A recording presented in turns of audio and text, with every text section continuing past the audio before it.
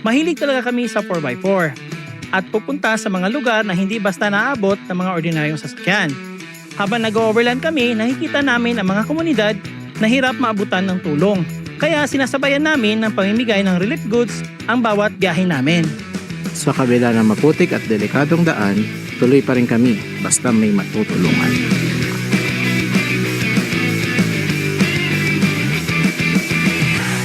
Kami ang miyembro ng Pilipinas Team Guto. Pakinggan ang storya ng paglalakbay alalay dito sa Kwentong Kabarangay.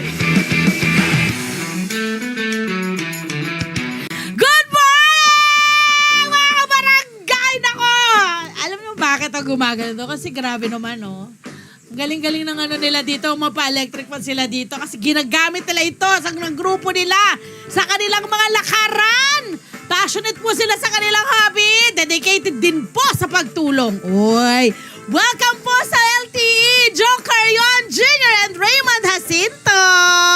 Sino si Raymond? Si Joe Carion. Good morning. Good morning. Good morning po. Ang ganda-ganda naman itong hobby ninyo at passion ninyo. Sino nagpasimuno nito?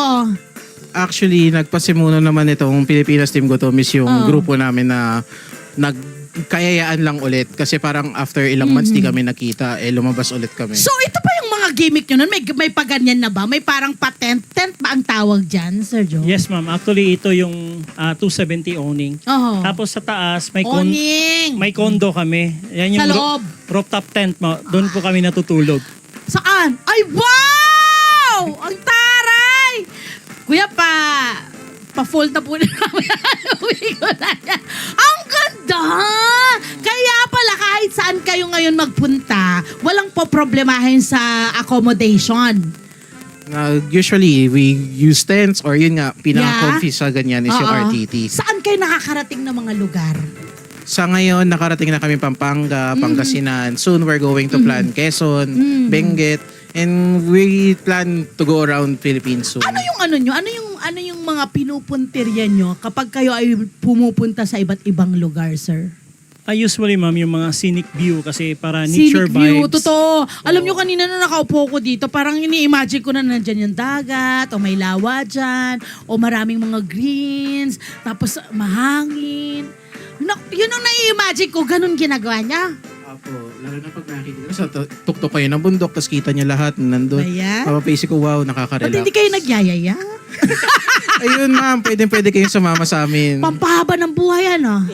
Exactly po ma'am. But I heard na hindi lang kayo para sa magagandang scenic spots. Yeah. Ang alam ko, kaya kayo tinawag na Team Gutom dahil parang gutom kayo sa napakaraming bagay. Tama ba? Kwento mo naman Yes, sa amin. kasi hindi lang kami Pilipinas Team Gutom as gutom. Kita niya naman, medyo hindi ako gutom. It's okay, it's okay. Basta healthy lang tayo. True. Okay. Nag-enjoy tayo. Basta wala tayong inaapi. Yes. Okay. Kundi ang sarili natin. Ba't Yes. din yun? Anyways. So yun, ano pa yung mga gutom na gutom kayo? Gutom kami for adventure and gutom Oh. kami para makatulong sa mga taong minsan nakakalimutan. Ano yung klaseng tulong ang ibinibigay nyo sa mga taong pinupuntahan ninyo? Or community ba? Yes ma'am, especially yung mga pinupuntahan namin yung mga sitio. And we're doing charity works. Namimigay kami ng mga relief goods, mga canned goods, mga ganun po. So meaning, pag sinabi nyong sitio, malalayong lugar to. Mga sulok-sulok. Yes po. Bakit yun ang pinipili nyong mga lugar na tutulungan? Kasi sila yung madalas nakakalimutan, actually. Kasi alam naman natin Saklap, na ano? ang hirap sila puntahan eh. Kaya we have our 4x4s. Sila lang kasi yung madalas nakakapunta. Pero if meron kami mga kasama na mga 4x2, hindi rin namin sila iiwan. Okay, what made you decide na yung inyong passion, yung inyong hobby ay lagyan nyo ng charity?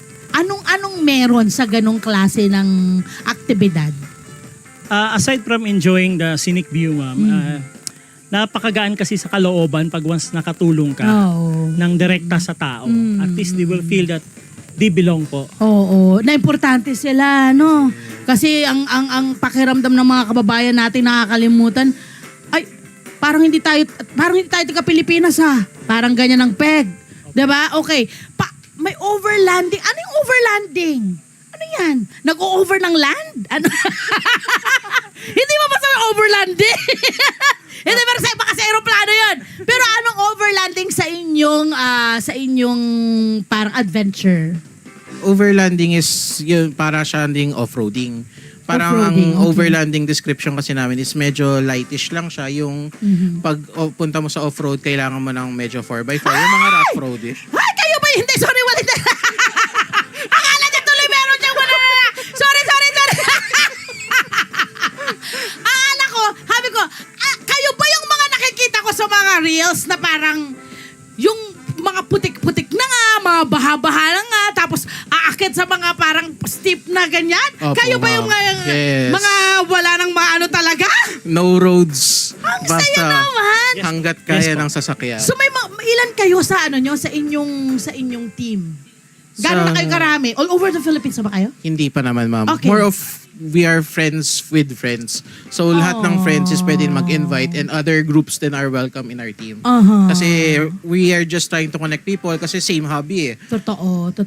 And alam mo, parang may nabasa ako isang libro. Ang isa raw sa nagpapahaba ng buhay ng tao, bukod sa gawin may makakapagpasaya sa'yo ha, ay ang pagkakaroon ng connection. Yes. And it's so good to be connected to people na pare-pareho kayo ng gusto, no? Or meron silang alam na i-share sa inyo, sir. Tama ba?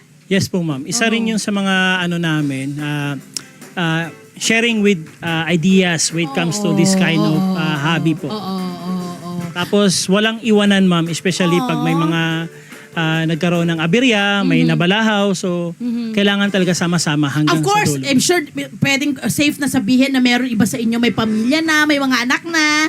Minsan ba nasasama sa mga adventure? Yes, actually. Ay, ang saya! Ampunin mo na ako. Gusto ko yung ganito. Ang chill lang. Kayo ay may mga kanya-kanyang career, the day career. Ano yung career mo na? I'm currently employed sa isang company na under finance department. It's very stressful, actually, yes, no? actually, lalo na ngayon, tax season. Oo. So, itong ganitong klaseng activity mo, anong tulong niyan sa'yo personally? Actually, nakakatulong siya kasi disconnected ka from the world. Correct. Especially pag nandun ka na sa bundok, wala kang signal. Off-grid. Yeah, Love ko it's rin very yun. off-grid. Wala, talagang makikita mo lang is, lalo na may ilog or yung bundok, overlooking ka lang, tingala ka lang, mararamdam mo at peace ka talaga. Tapos yung utak mo hindi gumagana. Yeah, No, literally. talagang napapanatag ka. Sir, kayo, may sarili kayong business. Yes, ma'am. Oo. At yun naman, ang itong ginagawa mo rin ay pang ganun mo rin. Siyempre, ang business ha, naku, lalo pag sarili mong business, nakaka-stress din yun. Hindi ba? So ito, yes, ano ma'am. to? Especially pag burnout to, just like yesterday, I asked my wife na kailangan ko munang lumayas. Umalis. So, Oo. kahapon, nasa Kinabuan Falls ako just to enjoy for the day and then, ganun At po. your me time, Yes po. see guys, it's healthy. Hindi lang mga babae dapat ang may me time. Ang mga lalaki or lahat ng miyembro ng pamilya ay magkaroon ng me time. Because that's your to keep you sane. Yung mental health mo, maalagaan mo rin. True. Tama po. Wow. Nakailang tulong na ba kayo? Nakarami na ba kayo? Actually, ma'am, hindi na namin binibilang, ma'am eh. Ako sa ibang team ko, tumawid na rin kami ng Mindoro. Kasi most of the time talaga, nabibigyan ng tulong within Luzon area lang. Yeah. Kasi malalapit lang. Yes, ma'am. Yeah, So, yeah. we set din one time din na mas maganda rin yung tawid dagat tayo. How do you do it? Do you plan it? Like, halimbawa, for this year, sa July, dito tayo sa area na to, meron ba sa mga miyembro ang nagbibigay sa inyo ng parang suggestion? Nare-research ba mismo ng mga grupo ninyo? Paano ba? Yes, actually. We just do it also from connections or from the group. Yeah. Yung friends of friends, then Yes. magsasabi sila na itong area na to, hindi siya na masyado napupuntahan. Then from friends, nakakapagtanggap kami ng mga donations, nakakatanggap din kami ng mga discounts. So ano ba nauuna? Tulong muna and then chillax? O chillax muna bago tulong? Tulong muna, muna ma'am. bago chillax. Grabe. Kumpleto na talaga kayo. At ito yung mga gamit nyo rito. Uy, paliwanag natin dito. Baka akala nyo sila, ang social lang. Grabe, akin po yan. Yung merong... ang ganda ng merong ano doon. May pakwarto doon sa taas ng car. Okay, anong mga gamit ang meron kayo rito? Parang at least they know. Parang may idea kami. Kasi ako wala akong idea talaga at all. Diba? Anong meron meron dito? Sa harapan muna natin, anong mga gamit yan? Dun muna tayo. Ano ba yung mga yan? Una ma'am, Yan. dapat Ano meron yan? kang jump starter. Ano yan? Pag just in case naglobat yung kotse mo, Kotse, jump starter. you Okay, can use that one. Carry. And then, recovery strap, just in case of emergency na mabalaho kayo. So, kailangan mong i-recover, tatanggalin kayo. Tapos And ano yung then, mga pala-pala na yan? Actually, this is not just only a shovel, ma'am. Multi-tools to. So, meron siyang whistle sa loob. Whistle? Yes, ma'am. Meron siyang knife. Tapos, pwede rin siyang gawing itak at saka lagari po. Ang dami! So isang set yan, bit nyo yan. Yes, Lahat ma'am. kayo may ganyan. Sa mga may kaya mag-afford, pero sa amin kasi, lalo na pag nagtitrail na kami, ang pinakakailangan namin is yung kinetic rope. Yung itong kulay rope, itim. Ito, ma'am. Ito pong pinakamalaki. Kasi ang one thing Bilang tuwang-tuwa kasi kayo kung saan kayo mababalahaw nandun kayo, Yes. di ba? So kailangan yan. Okay, yung sumunod naman, ano naman yan? Ito naman yung power station, ma'am. So, kailangan mo to siya kasi pag off-grid ka na, wala talagang kuryente sa area. Yes, correct. So, in order to generate power din, through the sun, meron tayong solar panel. Galing! Tapos itong mga ito, ano naman itong mga ito? Ito yung lutuan, ito yung burner. Tapos ito yung... Burner to? Yes, ma'am. Stove yan. Ayan po. Parang Yan. gagawin ko na yata ito Ako na lang mag-isa. Tapos Tapos ito na yung pinakalutuan mo, nandito ka na. Yes, ma'am. Ito yung set, takore. set na yan lahat. Yes po. Okay, and then ito, alam nyo, sarap ng hangin nito.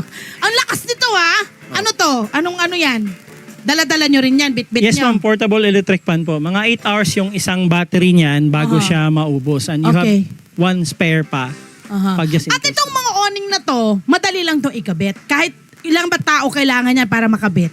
If you're using a self-standing awning, like this one po, mas madali siyang ikabit compared dun sa traditional na side awning. Okay. Kasi ito, kahit mag-isa ka lang, it takes for you 5 minutes, tapos ka na mag-set up. Wow. Kahit kagaya ko na konti lang umangat sa lupa, yung height. Pwede naman magdala ng extension na chain. Kasi medyo nakaangat lang ako ng konti sa lupa Pero ito lahat pwede, kayang-kaya. Yes, ma'am. Inaaral naman at itinuturo naman. Yes po. Ayan, okay. Eto na sa mga members. Pwede bang tumanggap ng members? Paano ba ang maging miyembro nyo? Kailangan din ba may mga ganitong kotse? Hindi namin kaya yan. Di ba kailangan din ba? Or paano ba maging miyembro? Actually, you can search our page Okay. or group sa FB. You can message us there at Pilipinas Team Gutom. Post lang kayo doon. You more than welcome. May message din kita kasi yung FB ko yung ginagamit ko. So pwede maging joiner lang? Yes, kahit anong sasakyan. You're so sweet. Okay. Ang ginagawa lang talaga namin is i-message namin or from time to time makita nyo sa group chat kung anong kailangan na sasakyan. Kasi we will let you know at least handa rin kayo sa sarili ninyo. May 10 years na ang grupo nyo, 20 years. Actually, wala pa. It just started October of last year. Mga Kanet 25, this is Love and New Verbo. For more love, Tunipet, and Arafang updates, just click the subscribe button and follow us on our Net25 social media pages at Net25 TV and Net25 Entertainment Facebook. See ya. I love ya.